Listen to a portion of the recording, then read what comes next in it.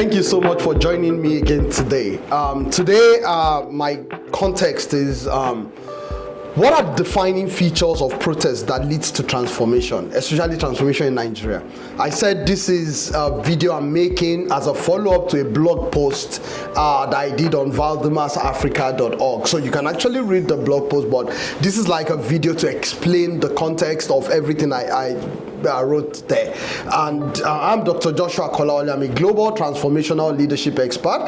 I love the concept of transformational leadership. It's a passion for me. I love to see systems generate transformational outcomes. And when I say system, nations inclusive. I have experience of talking to leaders across different parts of the world. So I just want to put in some voice into this concept of protest that's going on across the globe, from Europe to Asia, or maybe from the United Kingdom to different parts of the world. There's been some violence here and there, citizens against their leaders, as well as maybe leaders also trying to defend their positions against citizens. And protest has been a powerful tool for social and political change globally. And like I said in the initial video that I did, which if you have not checked, I would encourage you to check. That video is titled "Protest is Legal, but is it transformational for a nation?" That does protest actually drive that long-term transformative outcomes that we truly want as a nation? And I mentioned the key features of things you need to do to make protest transformational. You need an organized civil society. You need strong legal and political advocacy. You need a lot of strength of voter mobilization, economic empowerment, and then strength of digital activism. I listed those, but I just want to explore the context of protest under another dimension today, and then we'll talk a little bit more about some key features that defines a protest that can lead to transformation, especially for a nation. So while each protest is unique in its context, we all understand that there is a common feature of a collective people who has unmatched expectation. Either they're able to define it clearly in a smart way or not, but there's something that is painful and that the people wants to vent out, voice out, or maybe they've even been denied that voice for a long time, and it's just time they feel they have the capacity to revolt, and then that leads to protest. So successfully, several protests globally had led to significant changes, but do they do that at a transformative rate or just a marginal rate? Those are key questions that needs to be explored, maybe with research, a different form of systematic analysis. But one thing is, global examples of transformational protests are the civil rights movement. The United States, 1950s to 1960s, led by Martin Luther King Jr. He provided a clear vision and strategy, and it's been celebrated till today. And the movement was strong, it was charismatic, especially leaning on the strength of the charismatic nature, the intellectual stimulation, the individual consideration, the high ethical standard of the leader of the protest, and more importantly, he speaks more to his character, competence, courageous nature, consistency. He started as a non-violent resistance, and then a drive for legislative impact. These are protests that actually follow the structure that leads to transformation. The other one is the women's suffrage movement in the United States as well. The leader was Susan B. Anthony and Elizabeth Cady Stanton.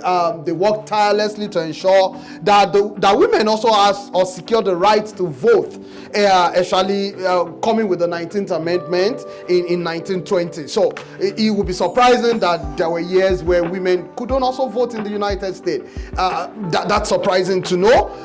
Then anti-apartheid movement in South Africa, 1948 to 1994. That took a long time. It came with international support. There was a unified front, and over the years, it led to a transformative change. But what I need you to know is every transformational effort takes time, needs international support, needs a lot of strength of mobilization, needs a lot of strength for sustainability. So it's not something we start and stop. It's something that has to be driven with the mindset of institutional reformation, a lot of strength of political advocacy, a lot of voter mobilization, a lot of digital activism with leveraging all the forms of media that is available. Another one is the Arab Spring. I'm sure we know about that. They utilized digital platforms, social media most importantly.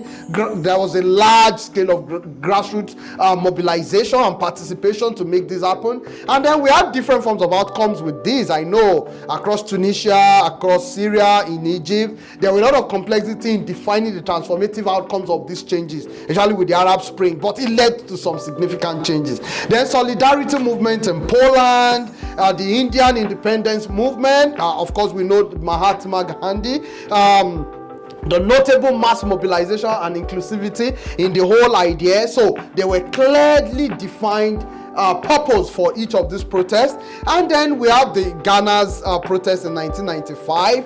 It led to a lot, it came with a lot of broad coalition, peaceful demonstration, and political reform. So like I have said, every form of protest that will lead to transformational outcome needs a lot of strength of political advocacy, political mobilization, needs a lot of voter understanding, education, massive education. These things are more done years of insidious effort and then coming up with a point of maybe making clear the demands like we're having across the world now. But one important thing is, what are the defining features? If we integrate all these, so I did a study, I analyzed all these protests that I said that led to some transformative outcomes, and I was able to coin out about 10 things that actually had defined the transformative nature of those protests. Number one is strong and charismatic leadership. Of course, the United States, Martin Luther, clear, unified demands and achievable goals. It has to be clearly written, clearly stated,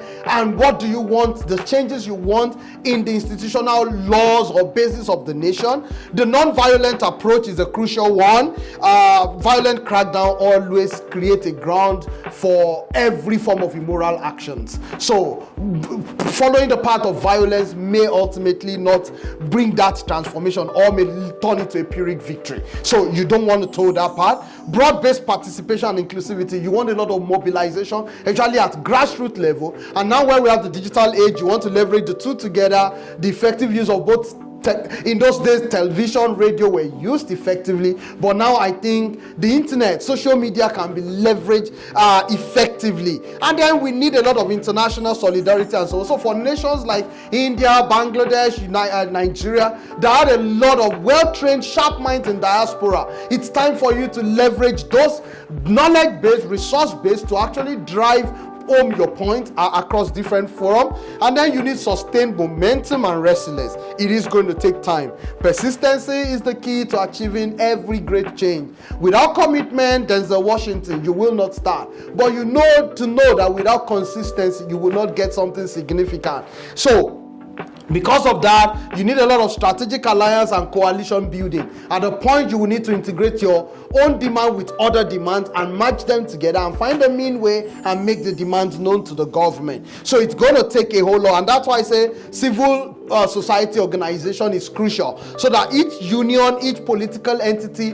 will be able to blend their ideals and ideas together and be able to make their points known. Then policy and legislative advocacy, it's a crucial one. And more importantly, as I wrap up on the 10th point, public education and awareness is crucial. Public education and awareness is crucial. So in conclusion, what am I saying? For protests to be truly transformational in any country, they must embody all these defining features.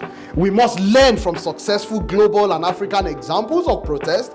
Nigerian movement will not be an exception. We need it to be effective. We need it to drive significant and lasting changes.